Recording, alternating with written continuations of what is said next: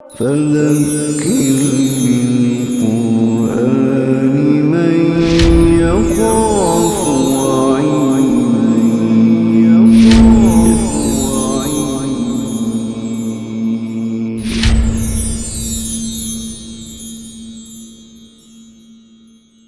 اعوذ باللہ من الشیطان الرجیم بسم اللہ الرحمن الرحیم یا ایہا الذین آمنوا لا تتخذوا عدوی وعدوکم اولیاء تلقون الیہم بالمودۃ قد کفروا بما جاءکم من الحق یخرجون الرسول وإیاکم ان تؤمنوا باللہ ربکم ان کنتم خرجتم جہادا فی سبیلی وابتغاء مرضاتی تسرون الیہم بالمودۃ وانا عالم بما اخفیتم وَأَنَا عَالَمُ بِمَا أَخْفَيْتُمْ وَمَا أَعْلَنْتُمْ وَمَنْ يَفْعَلُ مِنْكُمْ فَقَدْ ضَلَّ سَوَاءَ السَّبِيلِ۔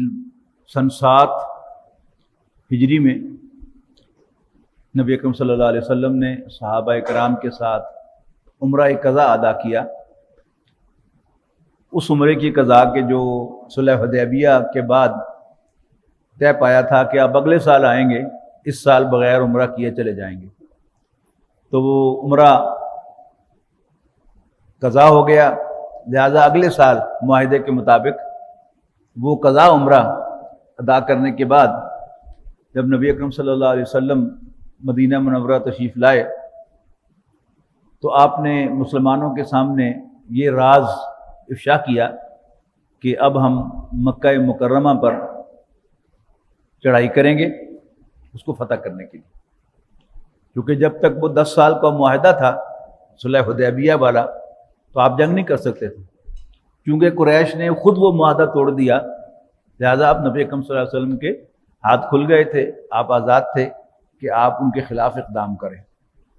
لیکن ساتھ ہی نبی اکرم صلی اللہ علیہ وسلم نے صحابہ کرام کو تلقین کی کہ اس خبر کو عام نہیں کرنا، تیاری شروع کر دو لیکن اس خبر کو پبلک نہیں کرنا۔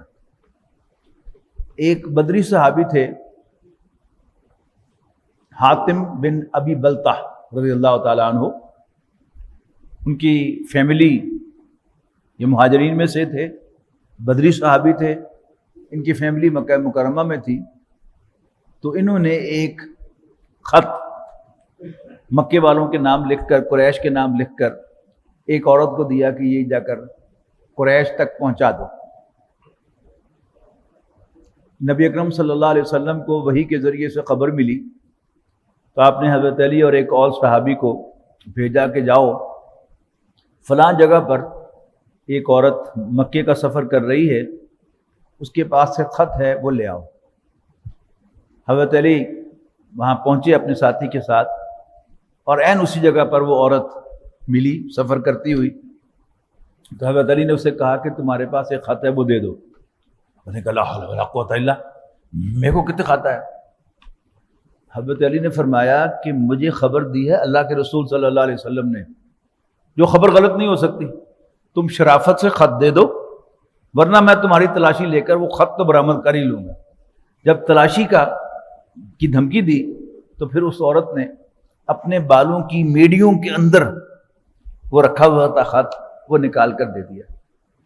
تو حضرت علی رضی اللہ تعالیٰ عنہ وہ خط لے کر مسجد نبوی میں پہنچے نبی اکرم صلی اللہ علیہ وسلم کے پاس، اور خط کو کھول کر پڑھا گیا۔ اب جب وہ خط کھول کر پڑھا تو وہ حاتم بن ابی بلتہ کا تھا رضی اللہ تعالیٰ عنہ۔ حضرت عمر نے کہا کہ اللہ کے رسول آپ مجھے اجازت دے تو میں اس منافق کی گردن اڑا دوں۔ آپ نے کہا نا نا نا نا نا، بدری صحابی ہے۔ جب بدر والوں کے گناہ معاف کرنے کا اعلان اللہ تعالیٰ نے کر دیا کہ ان کے اگلے پچھلے سب گناہ معاف ہیں، تو اللہ کے رسول صلی اللہ علیہ وسلم اللہ تعالیٰ کی معافی کے بعد جو ہیں اس کے خلاف کوئی اقدام نہیں کر سکتے۔ یہ ہے اللہ تعالیٰ کے فیصلوں پر یقین۔ کل بات آئی تھی نا پرسوں کہ فی اموالہم حق للسائل والمحروم، تو میں نے عرض کیا تھا کہ ایک ہمارا خیال ہے کہ یہ حقدار ہے اور یہ حقدار نہیں ہے، ایک اللہ تعالیٰ کا حکم ہے کہ سائل حقدار ہے، چلے گا کس کا حکم؟ آپ سب نے کہا تھا کہ اللہ کا حکم چلے گا۔ تو یہاں بھی کتنا ہی بڑا آفینس کیا ہو ایک بدری صحابی نے، جس کے اگلے پچھلے سارے گناہوں کو معاف کرنے کا اللہ تعالیٰ اعلان کر چکا ہے، تو سب سے پہلے اللہ کے پیغمبر صلی اللہ علیہ وسلم ہی اس کا لحاظ رکھیں گے کہ نہیں اس کے گناہ معاف۔ اب یہاں اس کی ڈسکرپشن شروع ہو رہی ہے، اعوذ باللہ من الشیطان الرجیم، یا ایھا الذین آمنوا لا تتخذوا عدوی وعدوکم اولیاء، اے ایمان والو مت دوست بناؤ میرے اور اپنے دشمنوں کو، تلقون الیہم بالمودۃ، تم پنگے بڑھاتے ہو ان کے ساتھ محبت کی، وقد کفروا بما جاءکم من الحق، حالانکہ وہ انکار کر رہے ہیں اس کا جو تمہارے پاس حق میں سے آیا ہے، یخرجون الرسول وایاکم، اور وہ پیغمبر صلی اللہ علیہ وسلم اور تمہیں تمہارے گھروں سے نکال رہے ہیں، ان تؤمنوا باللہ ربکم، صرف اس لیے کہ تم اپنے رب اللہ پر ایمان لے آئے ہو، ان کنتم خرجتم جہادا فی سبیلی، اور مت دوست بناؤ ان کو اگر تم نکلے ہو جہاد کے لیے میرے راستے میں، وابتغاء مرضاتی، اور تمہارا مقصد مجھے راضی کرنا ہے، تسرون الیہم بالمودۃ، تو تمہیں زیب نہیں دیتا کہ تم چھپا کر بھیجتے ہو دوستی کے پیغام ان کے نام، وَأَنَا أَعْلَمُ بِمَا أَخْفَيْتُمْ، اور جو کچھ تم چھپا کر کرتے ہو میں اسے بھی جانتا ہوں، وَمَا أَعْلَنْتُمْ، اور جو تم اعلانیہ کرتے ہو اس کو بھی جانتا ہوں، وَمَن يَفْعَلْهُ مِنْكُمْ، اور جو کوئی تم میں سے ایسی حرکت کرے گا، فَقَدْ ضَلَّ سَوَاءَ السَّبِيلِ، تو وہ صراط مستقیم سے سیدھے راستے سے بھٹک گیا۔ إِن يَثْقَفُوكُمْ يَكُونُوا لَكُمْ أَعْدَاءً، یعنی تم تو ان کی طرف محبت کے پیغام بھیج رہے ہو، ان کا حال کیا ہے؟ اگر وہ تم پر قابو پا لیں گے تو یکون لکم اعداء، وہ تمہارے دشمن ٹھہریں گے، وَيَبْسُطُوا إِلَيْكُمْ أَيْدِيَهُمْ وَأَلْسِنَتَهُمْ بِالسُّوءِ، اور پھر تمہیں نقصان پہنچانے کے لیے اپنے ہاتھ اور زبانیں چلائیں گے، وَدُّوا لَوْ تَكْفُرُونَ، اور وہ چاہیں گے کہ تم بھی کافر ہو جاؤ، لَن تَنْفَعَكُمْ أَرْحَامُكُمْ وَلَا أَوْلَادُكُمْ يَوْمَ الْقِيَامَةِ، تمہارے کسی کام نہ آئیں گی تمہاری رشتہ داریاں اور تمہارے بیٹے قیامت کے دن، یفصل بینکم، اللہ تمہارے درمیان فیصلہ فرمائے گا، واللہ بما تعملون بصیر، اور جو کچھ بھی تم کرتے ہو اللہ تعالیٰ اس کو دیکھ رہا ہے۔ اب یہ بڑی امپورٹنٹ آیت آ رہی ہے، سورۃ الاحزاب میں ہم پڑھ کے آئے ہیں کہ نبی اکرم صلی اللہ علیہ وسلم ہمارے لیے اسوہ ہیں، لقد کان لکم فی رسول اللہ اسوۃ حسنہ، کہ یقیناً تمہارے لیے اللہ کے رسول صلی اللہ علیہ وسلم کی شکل میں ایک بہترین نمونہ، ایک رول ماڈل موجود ہے۔ اب یہاں ایک اور رول ماڈل کا ذکر آ رہا ہے، وہ رول ماڈل ہے حضرت ابراہیم علیہ السلام۔ ان دونوں کے درمیان فرق کیا ہے، کیا چیز مشترک ہے اور کیا چیز مختلف ہے، کہ یہ دونوں اللہ تعالیٰ نے رول ماڈل قرار دیے ہیں اور دونوں ہی رول ماڈل ہیں۔ فرق یہ ہے، ایک انفرادیت کا رول ماڈل ہے کہ کوئی شخص ایز این انڈیویجول، ایک فرد کی حیثیت سے جس بلندی کو ٹچ کر سکتا ہے اللہ کی بندگی میں، وہ حضرت ابراہیم علیہ السلام ہے، اور اجتماعیت میں رول ماڈل نبی اکرم صلی اللہ علیہ وسلم ہے۔ ان دونوں کے درمیان بات سمجھ میں نہ آئی ہو تو ضرور کھول دوں۔ دیکھیے، حضرت ابراہیم علیہ السلام کو پہلی اپرچونٹی ملی تو انہوں نے بت توڑ دیے، لیکن کیا آپ سمجھتے ہیں کہ لوگ عارضی طور پر ان بتوں کو جوڑے بغیر اور ان کے سامنے ہاتھ باندھ کر کھڑے ہوئے بغیر سو گئے ہوں گے؟ ہرگز نہیں۔ نبی اکرم صلی اللہ علیہ وسلم نے اس کے مقابلے میں 13 سال تک مکہ مکرمہ میں اور پھر 8 سال تک مدینہ منورہ میں اسی خانہ کعبہ کی طرف رخ کر کے نماز پڑھی جس میں 360 بت موجود تھے، لیکن ان کو توڑا کب؟ ان کو توڑا سن 8 ہجری میں، جب مکہ مکرمہ فتح ہوا، اور ابھی تک تو مکہ مکرمہ میں بت واپس نہیں آئے اور انشاءاللہ آئیں گی بھی نہیں، اگرچہ سعودی عرب میں اب وہ بت پرستی کا آغاز جو ہے وہ ہونے جا رہا ہے۔ اللہ کرے، اللہ کیا بندوبست کرتا ہے، ان کو کیسے روکتا ہے، اللہ تعالیٰ بہت طاقتور ہے، اللہ تعالیٰ کے پاس روکنے کے سارے بندوبست ہیں، لیکن یہ مجھے یقین ہے کہ خانہ کعبہ میں دوبارہ بت نہیں آئیں گے۔ یہ اسٹریٹجک ڈفرنس ہے کہ جو میں نے سورہ شورى میں آپ کو بتایا تھا نا کہ حضرت ابراہیم علیہ السلام جبرائیل کی بھی ہیلپ قبول نہیں کرتے، لیکن نبی اکرم صلی اللہ علیہ وسلم سے کیا گیا، خود قرآن مجید میں کہا جا رہا ہے قُلْ لَا أَسْأَلُكُمْ عَلَيْهِ أَجْرًا إِلَّا الْمَوَدَّةَ فِي الْقُرْبَى، کہ میں تم سے کوئی اجرت تو نہیں مانگتا سوائے قرابت داری کا لحاظ کے، جس کو میں نے ترجمہ کیا تھا، وہ کوئی رشتہ داری کا لحاظ کر لو، شرم کر لو۔ یہ کیا ہے؟ اف یو مین بزنس، اگر آپ نے زمین پر کوئی اچیومنٹ کرنی ہے تو پھر آپ کو معاہدے بھی کرنے پڑتے ہیں مشرکوں کے ساتھ، گیو اینڈ ٹیک بھی کرنا پڑتا ہے. آپ گریجولی آپ آگے بڑھتے ہیں اور پھر جا کر اللہ کے دین کو غلبے کا وہ مقصد جو ہے وہ پورا ہو سکتا ہے. تو فرمایا قد کانت لکم اسوۃ حسنۃ فی ابراہیم والذین معہ، یقیناً تمہارے لیے اے مسلمانوں ابراہیم علیہ الصلوۃ والسلام میں اور ان کے ساتھیوں میں ایک بہترین نمونہ ہے، رول ماڈل ہے.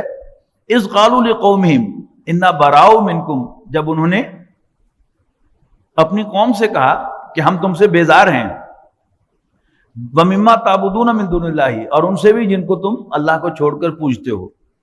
کفرنا بکم، ہم تمہارا انکار کرتے ہیں. وَبَدَا بَيْنَنَا وَبَيْنَكُمُ الْعَدَاوَةُ وَالْبَغْضَاءُ أَبَدًا حَتَّى تُؤْمِنُوا بِاللَّهِ وَحْدَهُ، اور ہمارے اور تمہارے درمیان ہمیشہ کے لیے عداوت و دشمنی ہو گئی، ہاں یہاں تک کہ تم ایمان لاؤ اللہ تعالیٰ کو ایک مانتے ہوئے اس پر.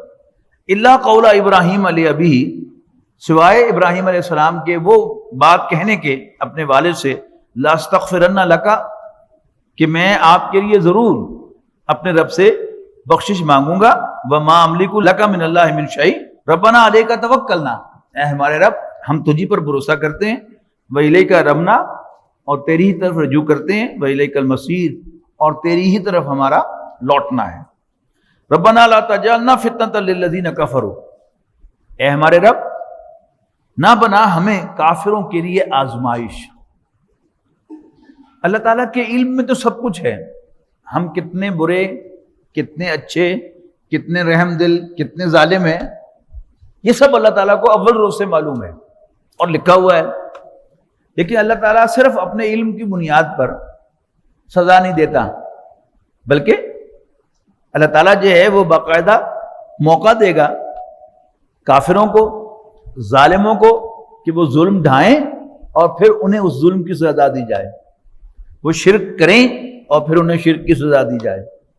وہ اللہ کی نافرمانی کریں اور پھر انہیں نافرمانی کی سزا دی جائے. لیکن خاص طور پر ظلم کے لیے اب جب تک کوئی مظلوم نہیں ہوگا تو پھر ظالم ظلم تو نہیں کر سکتا. تو یہ دعا مجھے بڑی پسند ہے کہ اے اللہ ہمیں کافروں کے لیے فتنہ نہ بنا. واغفر لنا ربنا، اور اے ہمارے رب ہمارے قصوروں کو معاف کر دے. انک انت العزیز الحکیم، بے شک تو بالا دست حکمت والا ہے. لقد کان لکم فیہم اسوۃ حسنۃ لمن کان یرجو اللہ والیوم الآخرہ، یقیناً تمہارے لیے انہی لوگوں کے طرز عمل میں بہترین نمونہ ہے ہر اس شخص کے لیے جو امید رکھتا ہو اللہ سے ملنے کی، والیوم الآخر، اور قیامت کے دن کے آنے کی. ومن یتولی فإن اللہ هو الغنی الحمید، تو جو کوئی بھی منہ موڑ لے اسے جان لینا چاہیے کہ اللہ تعالیٰ بے نیاز ہے، اسے کسی کی کوئی پرواہ نہیں ہے اور وہ لائق حمد و ثنا ہے. اصل اللہ یجعل بینکم و بین الذین عادیتم منہم، کچھ بعید نہیں کہ اللہ پیدا کر دے تمہارے ان لوگوں کے درمیان جن کی دشمنی ہے، کیا پیدا کر دے؟ منہم مودۃ، دوستی، محبت. واللہ قدیر، اللہ تعالیٰ اس پر قدرت رکھتا ہے. واللہ غفور الرحیم، اللہ تعالیٰ بخشنے والا مہربان ہے.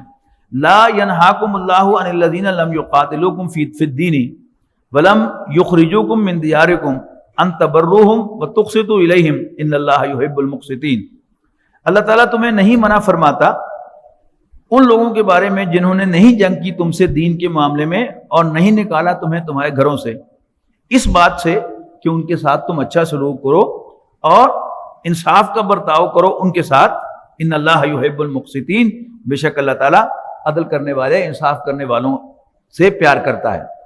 انما ینہاکم اللہ عن الذین قاتلوکم فی الدین، ہاں اللہ تعالیٰ تمہیں منع کرتا ہے ان لوگوں سے کہ جنہوں نے تمہارے ساتھ جنگ کی ہے دین کے معاملے میں. وَأَخْرَجُوكُم مِّن دِيَارِكُمْ، اور تمہیں تمہارے گھروں سے نکالا ہے. وَظَاهَرُوا عَلَىٰ إِخْرَاجِكُمْ، اور تمہیں نکالنے کے لیے ایک دوسرے کی مدد کی ہے.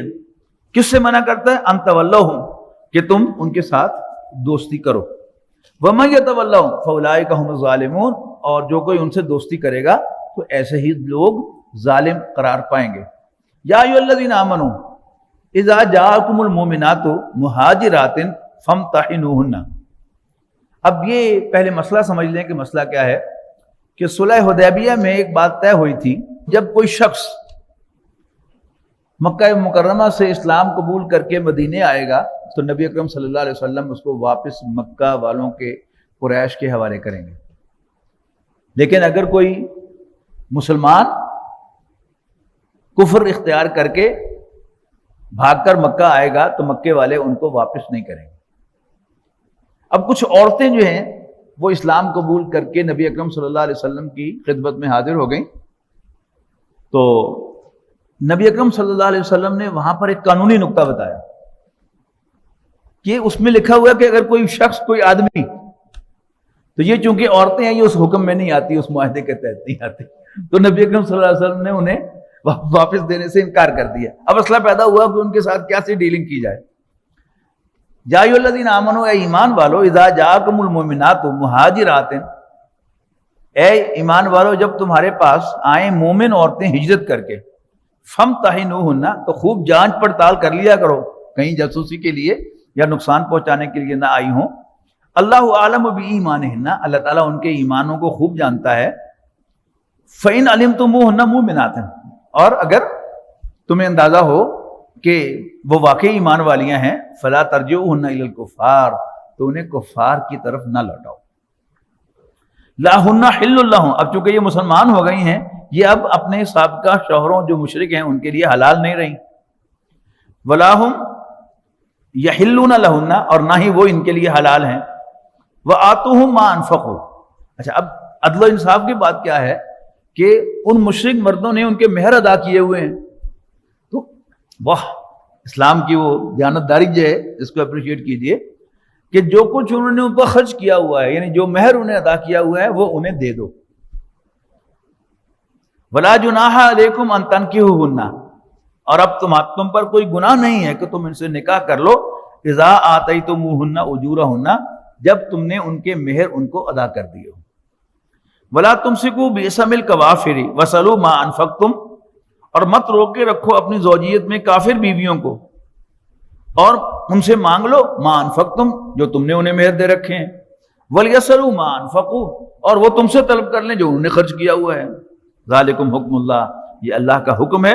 یحکم بینکم، جو تمہارے درمیان دے رہا ہے، فیصلہ فرما رہا ہے. واللہ علیم حکیم، اور اللہ تعالیٰ جاننے والا حکمت والا ہے. وَإِنْ فَاتَكُمْ شَيْءٌ مِّنْ أَزْوَاجِكُمْ، اور اگر کوئی چیز تم سے رہ جائے بیویوں کے مہر میں سے، إِلَى الْكُفَّارِ کفار کی طرف، فَعَاقَبْتُمْ فَآتُوا الَّذِينَ ذَهَبَتْ أَزْوَاجُهُمْ، پھر تمہیں موقع ہاتھ آ جائے تو دے دو ان لوگوں کو جن کی بیویاں چلی گئی تھیں، مِثْلَ مَا أَنفَقُوا، جیسے انہوں نے خرچ کیا تھا. یعنی مراد کیا ہے کہ براہ راست ڈیلنگ تو ممکن نہیں ہوئی. یعنی کوئی عورت جو آ گئی تمہارے پاس اور اس کا کچھ رہ گیا ادھر، اب کچھ عورتیں ادھر سے ادھر چلی گئیں، تو اب یہاں جو کسی اس کے شوہر نے مہر دیا ہوا تھا اب وہ ان کو واپس نہ کرو. یعنی ڈیبٹ کریڈٹ کا جیسے حساب ہوتا ہے وہ قریش کے ساتھ کر لو کہ فلانا اس کے حساب میں ذمہ تھا، ادھر سے یہ ادھر آ جائے گا اور پھر سے حساب جو ہے اپنا بیلنس کر لو. مثل انفقوا مثل ما انفقوا، جیسے انہوں نے خرچ کیا ہو. واتقوا اللہ، اور اللہ سے ڈرتے رہو. الذی انتم بہ مؤمنون، کہ جس پر تم ایمان رکھتے ہو. یا ایھا النبی، اے نبی صلی اللہ علیہ وسلم، اذا جاءک المؤمنات یبایعنک، کہ جب تمہارے پاس مومن عورتیں آئیں، یبایعنک، آپ سے بیعت کرنے کے لیے، الا اللہ یشرکنا، اس پر کہ وہ شرک نہیں کریں گی، باللہ اللہ کے ساتھ، شیئن ذرا بھی، ولا یسرقنا، نہ چوری کریں گی، ولا یزنینا، نہ بدکاری کریں گی، ولا یقتلن اولادہن، نہ اپنی اولاد کو قتل کریں گی، ولا یاتین ببہتان یفترینہ بین ایدیہن وارجلہن، اور نہ ہی ایسا بہتان باندھیں گی جسے گھڑ لیں وہ خود ہی اپنے ہاتھوں اور پاؤں کے آگے. مراد کیا ہے کہ اپنے بچے کو کسی غلط باپ کی طرف منسوب نہیں کریں گے. بڑی سخت بات ہے. ولا یاتین ببہتان یفترینہ بین ایدیہن وارجلہن ولا یعصینک فی معروف، اور وہ بھلی باتوں میں آپ کی نافرمانی نہیں کریں گے. اچھا، بالکل یہی الفاظ ہیں بیعت عقبہ اولیٰ کے. یعنی نبی اکرم صلی اللہ علیہ وسلم سن 11 ہجری میں طائف سے واپس آئے ہیں، اور اسی سال حج کے دوران مدینہ منورہ سے آئے ہوئے 5 افراد عام طور پر پڑھے ہیں، لیکن صاحب رحیق المختوم نے 6 افراد لکھے ہیں۔ ان سے آپ نے ملاقات کی رات کے اندھیرے میں، وہ بھی بڑا دلچسپ ہے کہ کیوں رات کے اندھیرے میں ملاقات کی۔ ایام حج میں آپ کا تایا ابو لہب، سگا تایا، اول روز سے مخالف تھا، وہ نبی اکرم صلی اللہ علیہ وسلم کے پیچھے پیچھے رہتا تھا، جس سے کوئی بات کرنے لگے پیچھے سے بول پڑتا تھا، او یہ جادوگر ہے، اس سے بات نہ کرنا، جادو کر دے گا تم، اور وہ شخص پرے چلا جاتا تھا۔ تو رات کو جب وہ سو مر جاتا ہوگا تو اس وقت نبی اکرم صلی اللہ علیہ وسلم پھر وہ منا میں جو لوگ قیام پذیر ہوتے تھے ان سے جا کے گفتگو کرتے تھے، تو مدینے سے آئے ہوئے 5-6 افراد سے آپ نے رات کے اندھیرے میں منا میں ملاقات کی اور انہیں اپنا تعارف کروایا۔ تو انہوں نے یعنی وہیں ایک دوسرے کے ساتھ اشارتاً یا کان میں یہ نوٹس ایکسچینج کیے کہ یہ تو وہی معلوم ہوتے ہیں جن کا ذکر یہودی کیا کرتے ہیں، آؤ ہم ان سے بھی پہلے ان پر ایمان لے آئے۔ تو وہ 5 یا 6 افراد ایمان لے آئے۔ اگلے سال 12 افراد آئے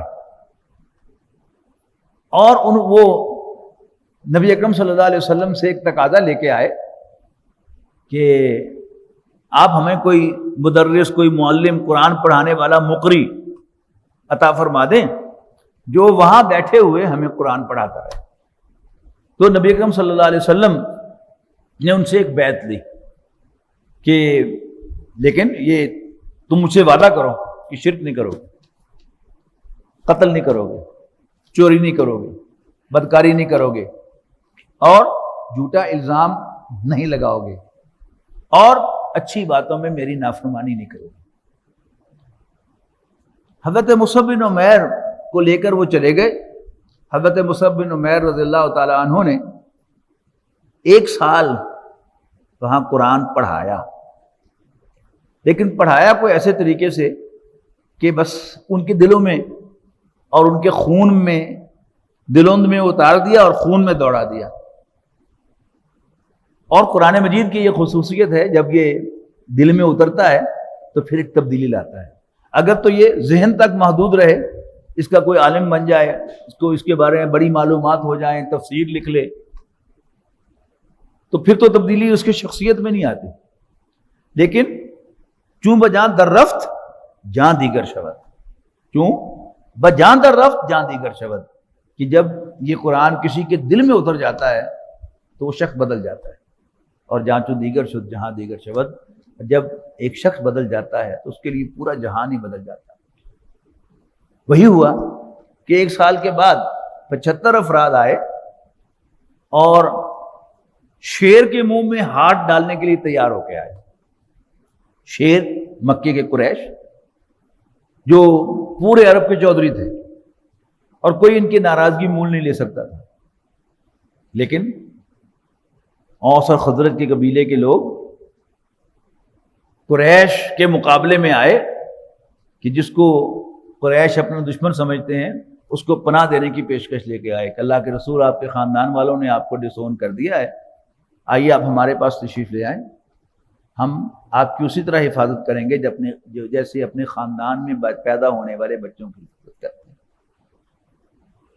نبی اکرم صلی اللہ علیہ وسلم نے وہ پیشکش قبول کر لی۔ حضرت عباس پاس تھے، آپ کے چچا، انہوں نے کہا اوس اور خزرج کے لوگوں سے، تمہیں پتا ہے تم کیا کہہ رہے ہو؟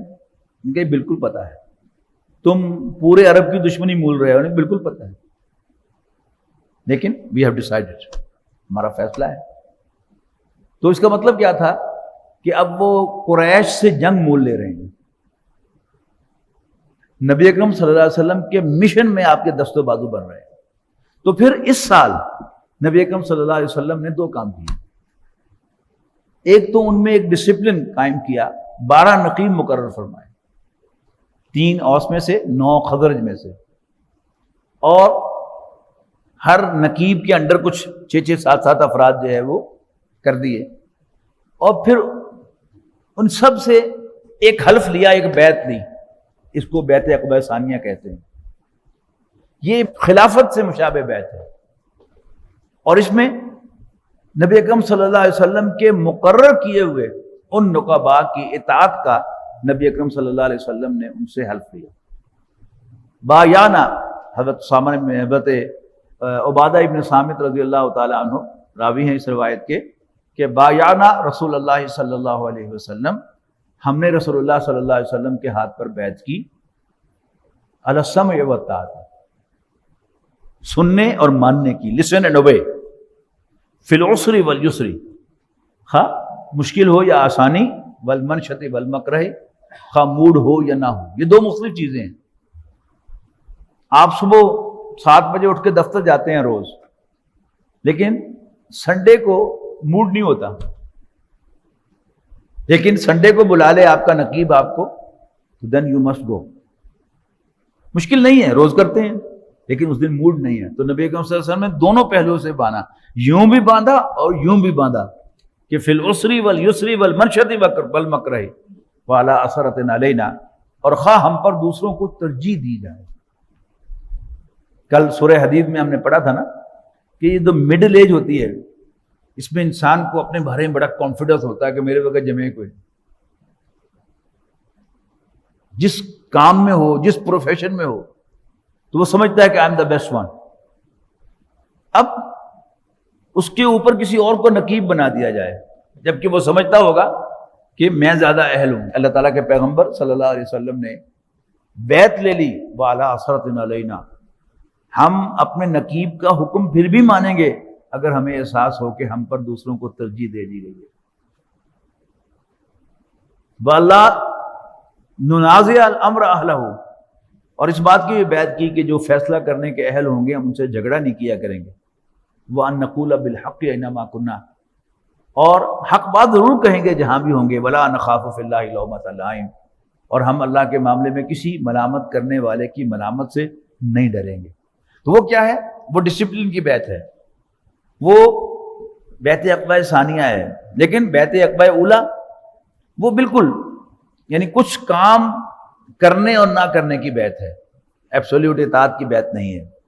تو فرمایا کہ ولا یعصینک فی معروف، اور اچھے کاموں میں آپ کی نافرمانی نہیں کریں گے۔ فبایعہن، تو اے نبی آپ ان کی بیعت قبول کر لیجئے۔ واستغفر لہن اللہ، پھر اللہ سے ان کے لیے حق میں استغفار کیجئے۔